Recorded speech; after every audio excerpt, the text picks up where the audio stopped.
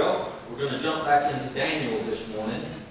Daniel chapter 11, if you want to go ahead and turn there to verse 15. And kind of like last week, this lesson this week has lots of history for us. Okay? But that's what God did. God gave Daniel prophecy of things that was going to take place. And there was lots of specific, minute prophecies for Daniel and for Israel. But we need to understand this, that God is outside of time, right? He created time, and He's not limited or bound by time. He's from everlasting to everlasting. He's in the present, He's in the now, and He's in the future. We can't wrap our head around that because we are finite and we are right here, right now, right? Okay. I put a little thing on the board, and most of you probably already know where this came from. But in describing God's sovereignty and in describing time, C.S. Lewis came up with a picture, and he said, you take a sheet of paper, and you go infinitely that way, and this way, and this way. And then he said, you take and draw a little line in the middle of that piece of paper, maybe an inch long, or something like that. He said, and that is time. And this is God. Okay? So, I thought that was one of the best illustrations I've ever heard of the infinitude of God. Okay? And so as we go through this lesson, sometimes you might seem to get a little, more history. We're going to keep going into more history.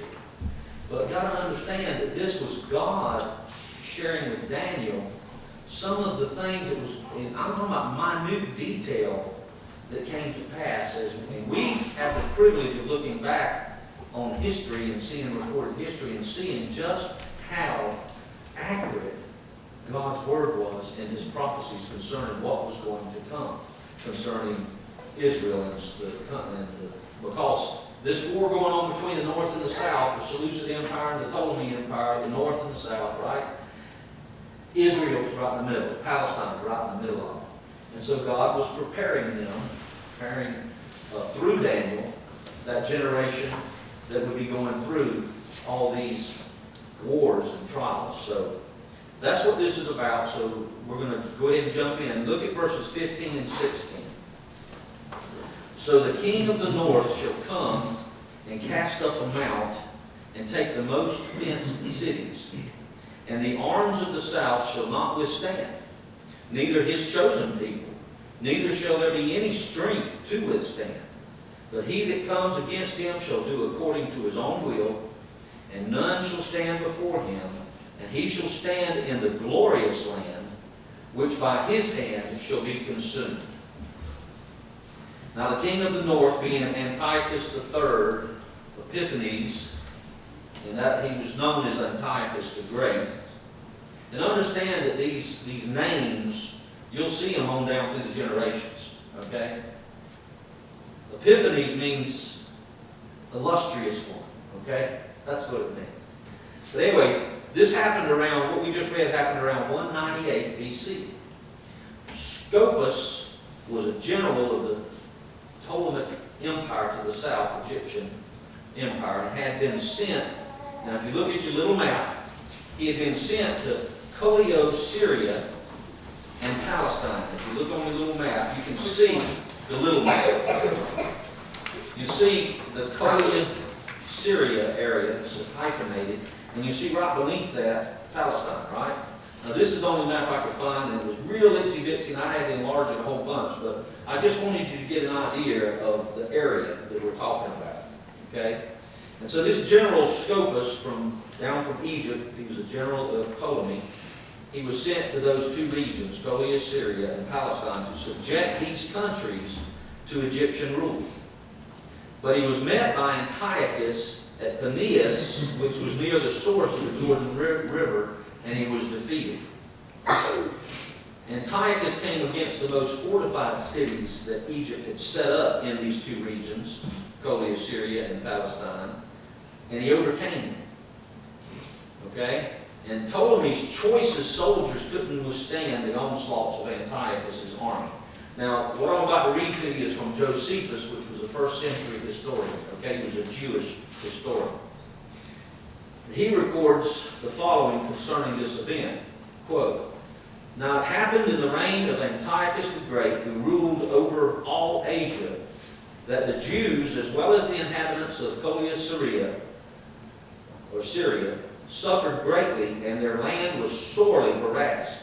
For while he was at war with Ptolemy Philopator, however you pronounce it, and with his son, who was called Epiphanes, it fell out that these nations were equally sufferers, both when he was beaten and when he beat the others."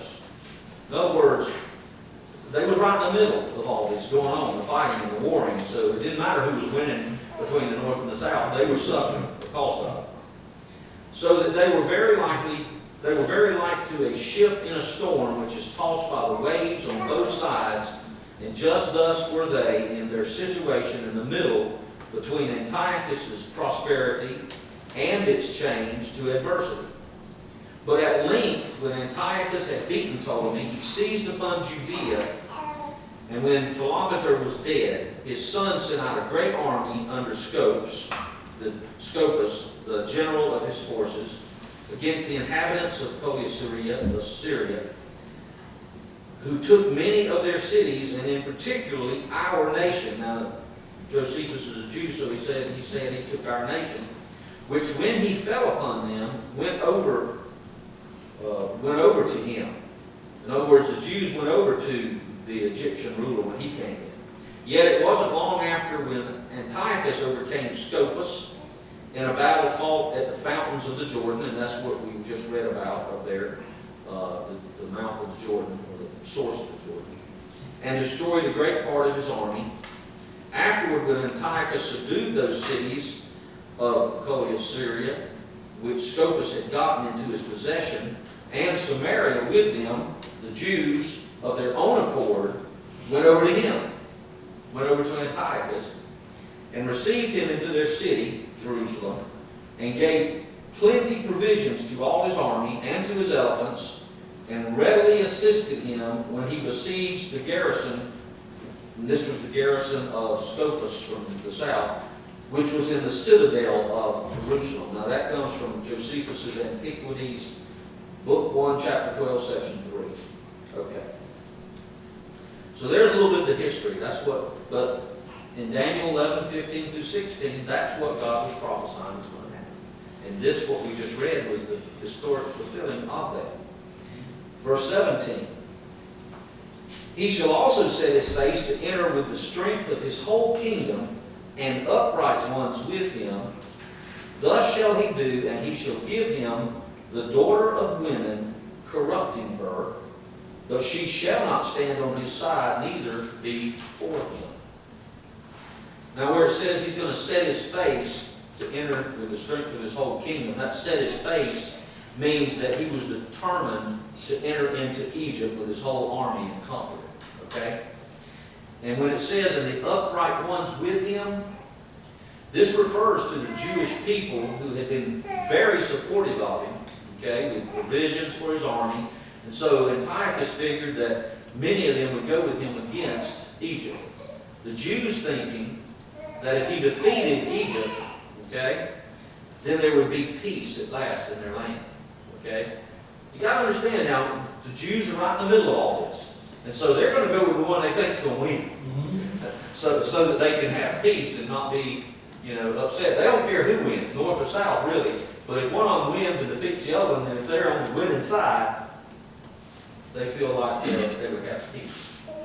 Albert Barnes comments, "The natural step after the defeat of the Egyptian armies in Palestine would have been to continue his conquests at once into Egypt. And this he appears to have contemplated. But in the meantime, he became engaged in wars in another quarter with the Romans.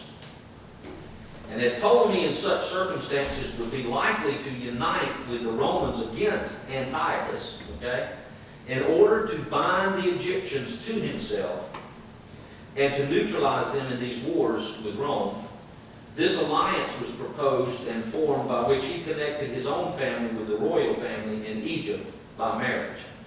Okay, that's what it meant up there when we read that he was going to, let me back up and look at it. He shall give him the daughter of women. Okay? Again, Albert Barnes comments, Antiochus would seek to form a matrimonial alliance that would, for the time at least, secure the neutrality or the friendship of the Egyptians. The reference here is undoubtedly to his own daughter, Cleopatra. Now, this is not the Cleopatra that you're thinking about with Antony and Cleopatra. This is Cleopatra the first. We'll talk about that in a minute.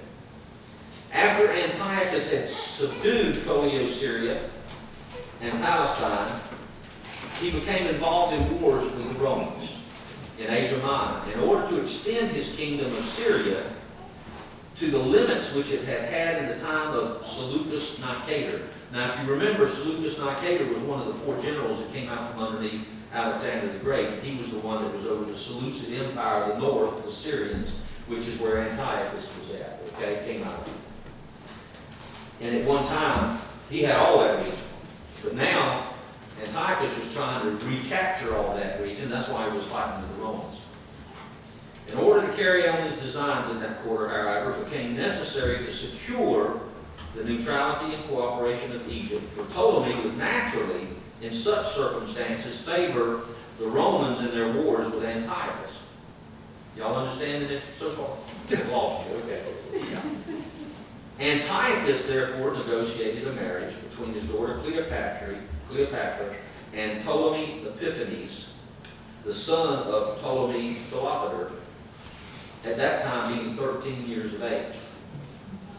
Now, you might ask, well, why would Egypt want to go along with this, and why don't they just join in with the Romans? Well, the valuable consideration in the view of Ptolemy in this marriage was that as a dowry, Syria, Samaria, Judea, and Phoenicia were given to her, Cleopatra. Okay? And that comes from Josephus' Antiquities also. This agreement of contract of marriage was entered into immediately after the defeat of Scopas, 197 BC. The contract was that the marriage should take place as soon as the parties were of suitable age, and that Syria and Palestine should be given as a dowry. So this is why Egypt agreed to it. The Ptolemies agreed to it. Okay, well, we can get this land. We ain't got to fight for it. We'll just let our son marry his daughter. Well, at least that's what Antiochus promised, okay? Okay.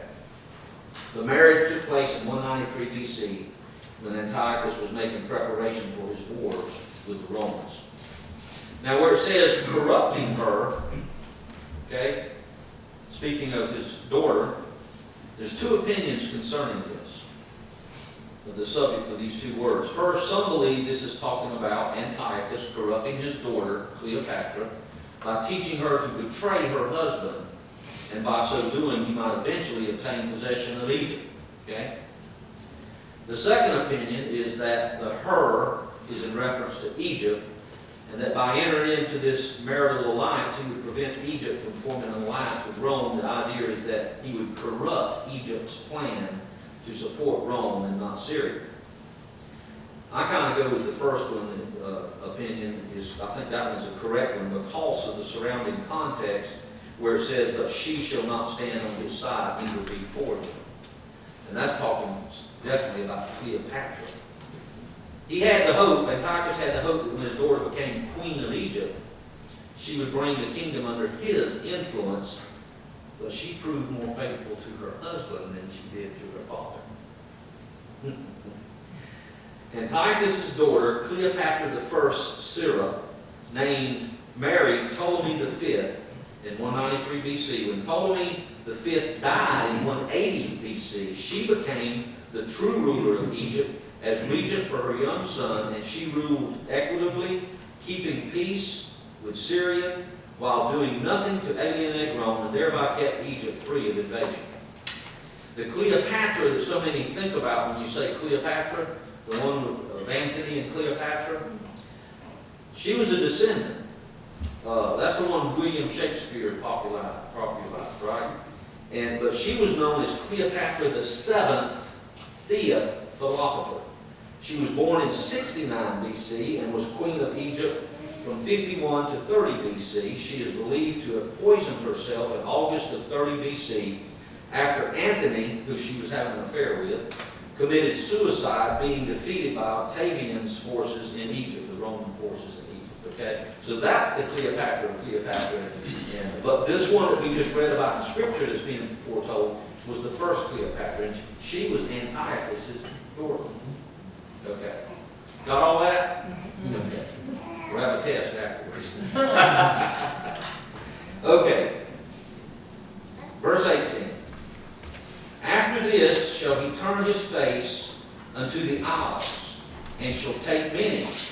But a prince for his own behalf shall cause the reproach offered by him to cease. Without his own reproach he shall cause it to turn upon him. Now, again, I'm turning to Albert Barnes. I've looked at a bunch of commentaries, but he does such a great job at the history, giving a fuller account of from what most people do. So he says, the islands of the Mediterranean, particularly those in the neighborhood of and constituting a part of Greece. This he did in his wars with the Romans, for the Romans' power then comprehended that part of the world. And it was the design of Antiochus, as already remarked, to extend the limits of his empire as far as it was during the time of Seleucus Nicator, the first ruler of the Seleucid Empire. John Gill adds this: finding himself disappointed in his design on the kingdom of Egypt, he turned his face and steered his course another way, and with a large fleet sailed into the Aegean Sea, and took Rhodes, Samos, Colophon, and Phocea, and many other islands, and also several cities of Greece and Asia which lay on the seacoasts. In verse 18 it says, but a prince for his own behalf shall cause the reproach offered by him to cease. Albert Barnes continues, this was a Roman prince, a leader of the Roman armies named Lucius Cornelius Scipio, called Scipio Asiaticus. In this war he was prosperous and succeeded in retrieving the honor of the Roman name and in wiping off the reproach which the Roman armies had suffered from the conquest of Antiochus. So, Antiochus the Great, he married his daughter off, and he takes off, he decides he's going to go fight the Romans. He goes out into the Mediterranean, conquering all these islands and a lot of the seacoast around Greece, which was controlled at that time by Rome. And so Rome gets this general, this Scipio, and he starts fighting and he takes it back. When it was said that he would do this for his own behalf, the meaning is doubtless that he would engage in the enterprise for his own glory. Now listen now. This Scipio was doing it for his own glory to secure fame for himself. It wasn't for the love of justice. It wasn't for the love of country. But it was to secure for himself a public triumph.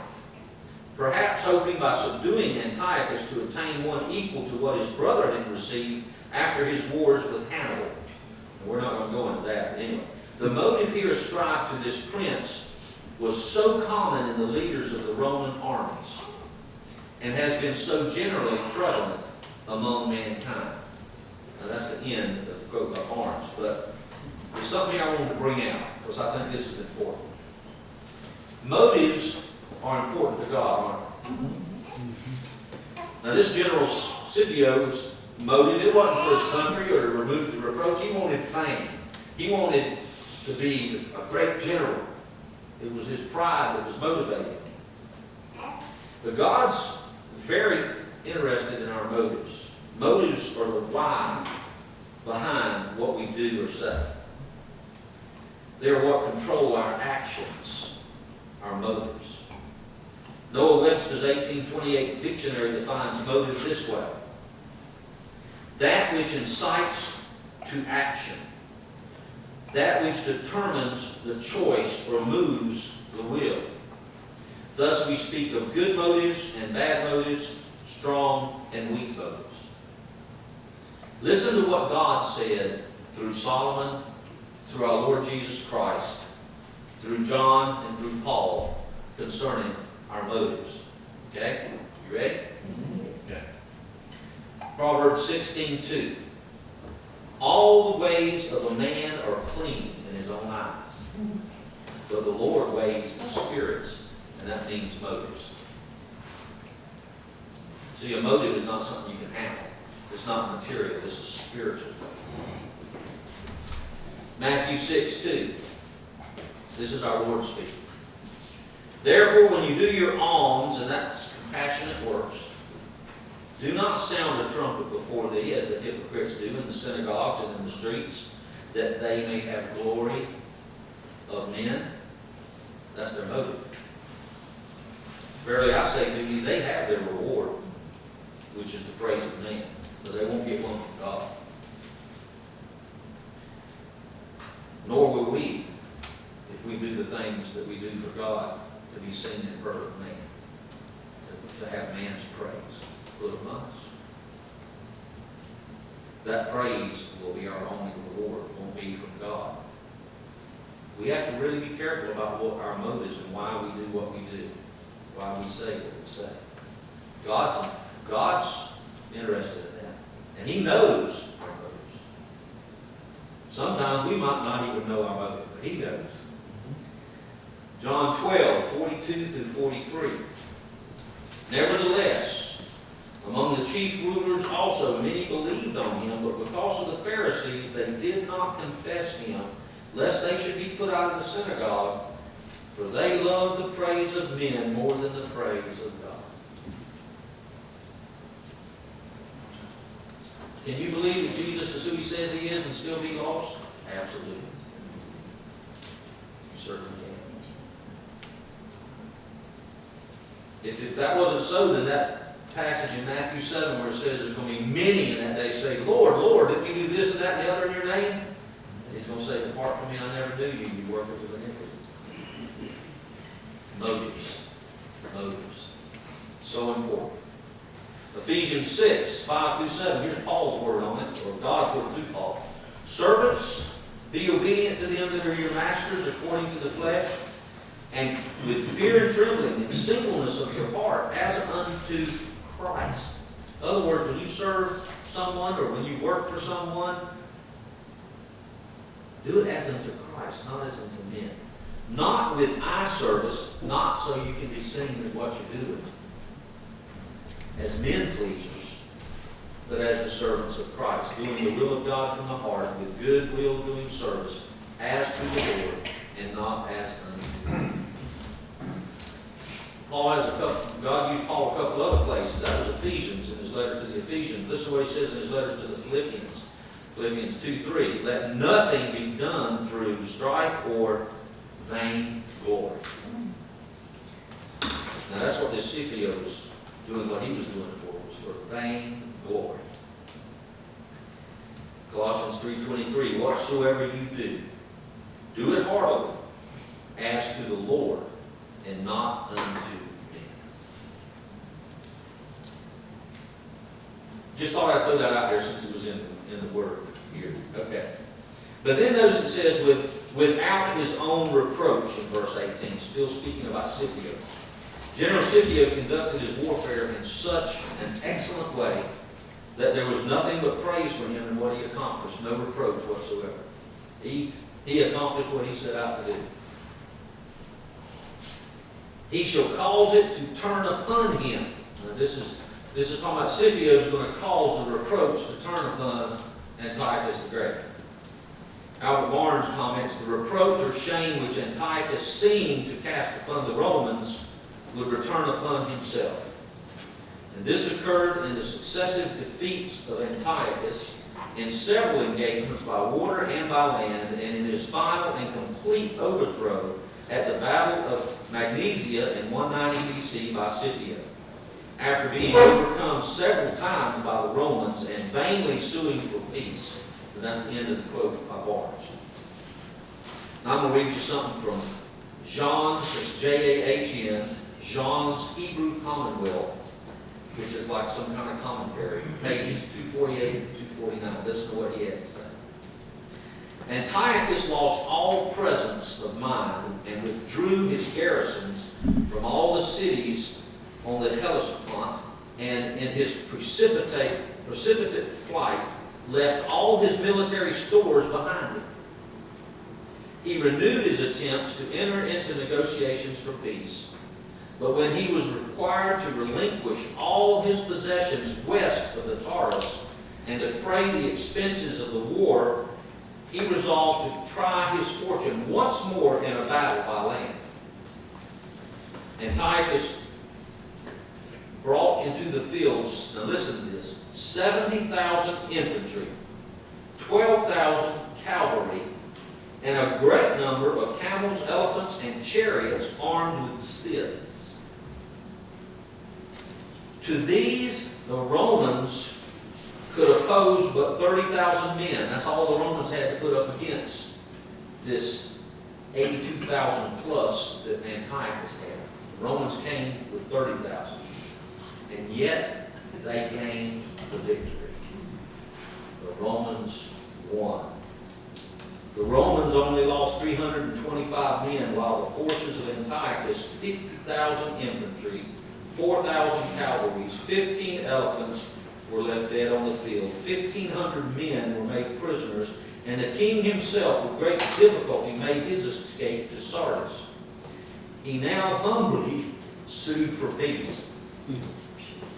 And it was granted on the terms, okay? He not wanted peace because he had gotten spanked severely by the Romans. And now he wanted peace, and it says, but it was granted on the terms with which he had formerly refused compliance, that he should surrender all his possessions west of Tarsus, and that he should defray the expenses of the war. He further obligated himself to keep no elephants and not more than 12 ships. To secure the performance of these conditions, now listen, the Romans required him to deliver up 12 hostages of their own selection, among whom was his son Antiochus, afterwards surnamed Epiphanes. We'll be talking about him later. Antiochus Epiphanes. Verse 19. Well, I'll make a comment here first before we do move on. Numbers don't matter to God. 83,000 plus against 30,000 Romans. And the Romans banked Antiochus' army. I mean, they just, 30,000. Now that's a God thing.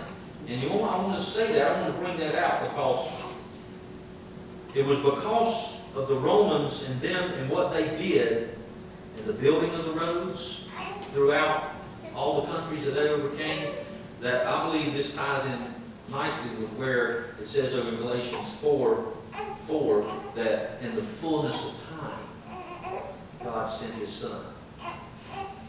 And it was God's plan for the Romans to take control and to overcome them and to build up their kingdom and build all those roads. But see, with Alexander the Great, that's where the Greek language came into play. All the countries around was Hellenized, is what they call it. And the Greek language is one of the best languages. It's the most precise language when it's written. And that's why the New Testament was written in Greek. And the Romans built the roads when Christ came. And so when the gospel went forth and the New Testament was written, the roads were clear to go take the gospel all over. And the language of the New Testament was very, very precise. The fullness of times. God is sovereign over all things. And 30,000 beating 82,000 plus. That's a God thing. That's God's sovereign. Now verse 19. Now I got that. Then he shall turn his face toward the fort or fortifications of his own land, but he shall stumble and fall and not be found. Antiochus returned to his, this is still talking about Antiochus the Great, returned to his own lands and sought security from a number of his fortified cities. He also sought to gather resources to find the means of meeting the requirements of the Romans that they laid upon him. He attempted to plunder the temple of Elmaeus, but provoked the people and was slain. The prophecies concerning Antiochus the Great were of the minutest details, and so accurate according to the historians that it would seem it was written after the events occurred. But knowing that God is omniscient and sovereign over the affairs of men, we have no such thought, do we? Whereas they don't believe in God to start with, their worldview is no God. So they say, well, it must have been written afterwards. But our worldview is we know there's a God. We know He's omniscient. We know He's infinite. He knows the beginning. He is in the beginning and in the end. He's everlasting to everlasting. So this is a confirmation for us of God's Word that is so true. Now let's go to verse 20. Then shall stand up in his estate a raiser of taxes in the glory of the kingdom, but within few days he shall be destroyed, neither in anger nor in battle. That's a pretty precise prophecy, isn't it? Okay. Then he shall stand up in his estate a raiser of taxes in the glory of the kingdom. Antiochus' successor was Seleucus the fourth Philosopher, the eldest son of Antiochus the Great. He set out to collect taxes from the people. Some view the glory of the kingdom to mean those within his kingdom that were well off and able to pay many taxes. Others say it should read the glorious kingdom, referring to Israel, the glorious land with an splendid temple. Okay? I don't know which, I wasn't there. Okay? Just thought I'd throw that out. But within few days he shall be destroyed, neither in anger or in battle. John Gill adds this comment. Seleucus reigned but 12 years at most, which were but few in comparison of the long reign of his father, Antiochus the Great, which was a reign of 37 years. And he died not through the rage of the populace or through the sedition and rebellion of his subjects, nor in war with a foreign enemy, but through the treachery of Heliodorus, his treasurer, by whom he was poisoned, as is supposed either for the sake of Antiochus Epiphanes, who was at that very time returning from Rome, where he had been a hostage ever since the defeat of his father, the money being now paid, which was stipulated, or rather on his own account, having the design to seize the kingdom for himself. But that's the end of John Gill's comments. But anyway, the one that took over from Antiochus the Great, he only lasted 12 years, and he was poisoned and put to death. He was killed. In verse 21, in his estate shall stand up a vile person, to whom they shall not give the honor of the kingdom, but he shall come in peaceably and obtain the kingdom by flatteries. Now, according to Albert Barnes, he was surnamed Epiphanes the Illustrious, because he vindicated the claims of the royal family against the usurpations of the foreigner Heliodorus. He also bore the name Theos, or God, which is still seen upon his coins.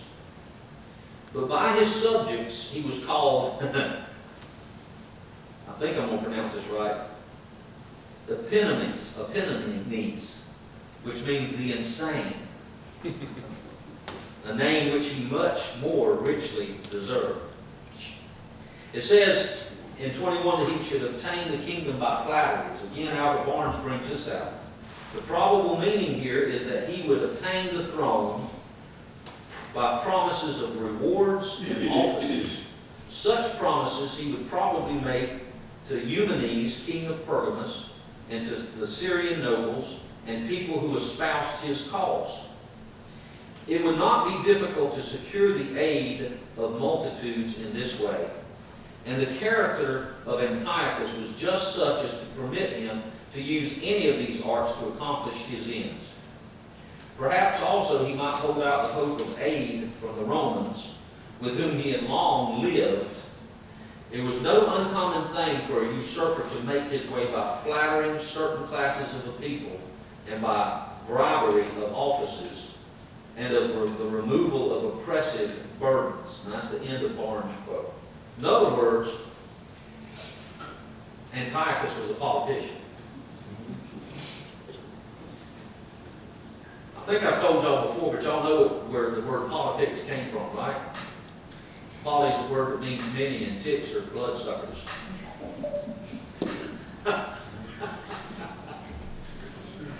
Okay. Are you accrediting John Owen with that? No, that's me. That's all. I don't think Owen would have said that. He didn't say that. He didn't say that. But John Gill adds this.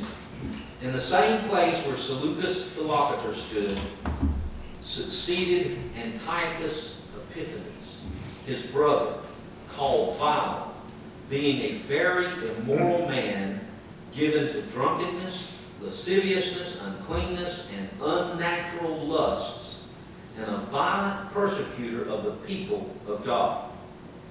The word signifies despicable. He was a vile person and justly condemned for his vices, and also for that mean and ignoble life he had lived at Rome, having been a hostage there for 11 or 12 years. And though the other hostages were changed at 3 years in, yet he remained. And here's the reason he remained a hostage, which shows what little account he was even of his father. His father didn't want him back. And he was in no esteem with the people, among whom by his freaks and frolics he made himself very ridiculous. By rambling about the streets with a servant or two, conversing with tradesmen about their trades, drinking with strangers and people of low life, reveling at merry bouts with young people, putting on strange habits, and that means clothing, types of clothing, throwing away his money among the rabble, and throwing stones at those who followed him, washing at public baths among the common people, all which and many others are reported of him by historians. Hence he was called by some Epiphanes, the madman. And earlier someone said insane. Though he took himself the title of Epiphanes, the illustrious, the reverse of his character. This is the little horn of Daniel 8:9, who was an eminent type of Antichrist, with whom his character agrees. Verse 22. And with the arms of a flood shall they, Egypt, be overflown, swept away from before him, and shall be broken, yea, also the prince of the covenant. Now, John MacArthur states, Egypt's armies were swept away by Antiochus' invading forces as by a flood. Israel's prince of the covenant, Onias III, was murdered by his own defecting brother, Menelaus, at the request of Antiochus in 171 BC. Now, that was John MacArthur's comment on this. John Gill comments on the prince of the covenant. He says, which some understand to be Judas Maccabeus, as Jerome and Jacques, others more probably of Onias the high priest, whom Antiochus deposed in the first year of his reign, and sold the priesthood to Jason, his younger brother, for 440 talents of silver. Jason also promised to give him 150 more for a license to erect a place of exercise for the training up of youth according to the fashion of the Greeks, which Antiochus greedily embraced, the public treasury being emptied through the large tribute paid to the Romans the last 12 years. So all of this is giving you kind of an idea of who this new Antiochus Epiphanes is. He's a vile person. He's money hungry. He had the high priest and Israel killed at the time. Verse 23, after the league made with him, he shall work deceitfully, for he shall come up and shall become strong with a small people. And Albert Barnes again says the great subject of contention between the kings of Syria and Egypt was always the possession of Colio, Syria, and Palestine. That's what they were all the time fighting about. And this they very often endeavored to settle by conquest, as each of them claimed that in the original partition of the empire of Alexander, this portion of the empire fell to himself. and often they endeavored to settle it by treaty.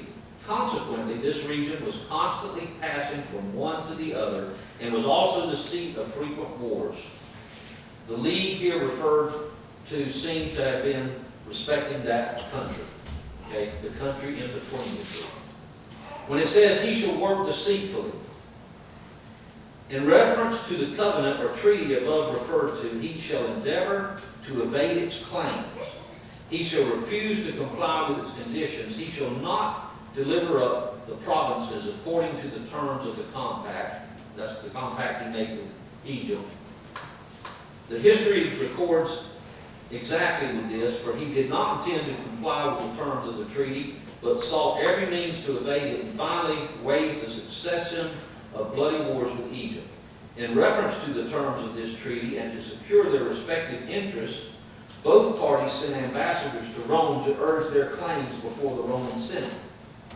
But the purpose of Antiochus was undoubtedly not to surrender Colio, Syria, and Palestine according to the treaties which had been made, and yet he designed to secure them, if possible, without an open rupture, and hence, listen now, his arts of diplomacy, or his efforts to evade compliance with the terms of the compact. Even when he had invaded Egypt and had obtained possession of the king, Ptolemy Philometor, Antiochus still pretended that he had come to Egypt solely for the good of King Ptolemy, to set the affairs of his kingdom in order for him. Okay, so you see what he's saying. He came to Egypt under false pretenses. He didn't really come with a large army when he came. And he came with the guise that he was there to help the new king get set up in Egypt. And it says, for he shall come up and shall become strong with a small people. It says, rather than surrender the provinces according to the treaty, Antiochus would ultimately invade Egypt and carry war into its borders. At first, his own forces would be small. He would go up in such a way as to not excite suspicion, either by an increase of his forces, or by uniting himself to confederates, or by alluring the people by the promises of rewards, or by gradually taking one town after another and adding them to his dominions. He would become strong. Now John's Hebrew Commonwealth says, with a small body of troops, he made himself master of Memphis. And you can see Memphis on the big map, which is part of Egypt. And all of Egypt as far as Alexandria, almost without striking a blow. You see what he's saying? He gained control of just about all of Egypt without even a war. And that's, Josephus also supports that. The fact Antiochus pretended in his invasion of Egypt to be the friend of the Egyptian king, and that he came to aid him and to settle him finally on the throne. But by degrees, he possessed one town after another and subdued one place after another until he finally became possessed of the king himself and had him entirely in his power. Now we'll finish with verse 24. He says, he shall enter peaceably even upon the fattest places of the province, and he shall do that which his fathers have not done, nor his fathers' fathers. He shall scatter among them the prey, and spoil and riches, yea, he shall forecast his devices against the strongholds, even for a time. Now John Gill says this, it may be the best parts of the kingdom of Egypt are meant, the richest of them, such as Memphis and the places about it. Whereas Sartorius and Jerome says, he went, and which places being fat, producing a large increase and abounding in wealth, invited him there, and which wealth he took, and scattered it among his friends and soldiers, as in the following clause, he shall do that which his fathers have not done, nor his fathers' fathers. Now what's that talking about? Well, listen. None of his ancestors, not Antiochus the Great, not Seleucus Ceraunus, nor Seleucus Callinicus, nor Antiochus Theos, nor Antiochus Soter, nor Seleucus Nicator, the founder of the Syrian Empire. None of them prevailed over Egypt as Antiochus did.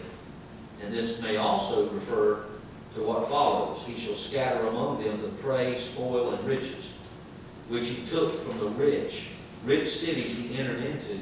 And these he plentifully and liberally dispersed among his followers and his soldiers, the small people. Okay?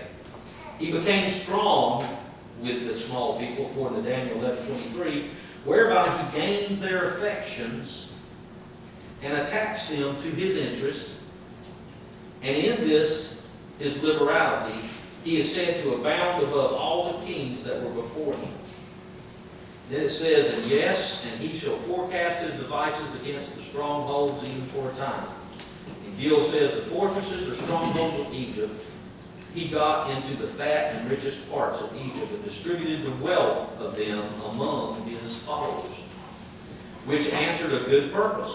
So he had his eye upon the fortified places of the kingdom and contrived ways and means to get them into his possession till the Romans put a stop to his power.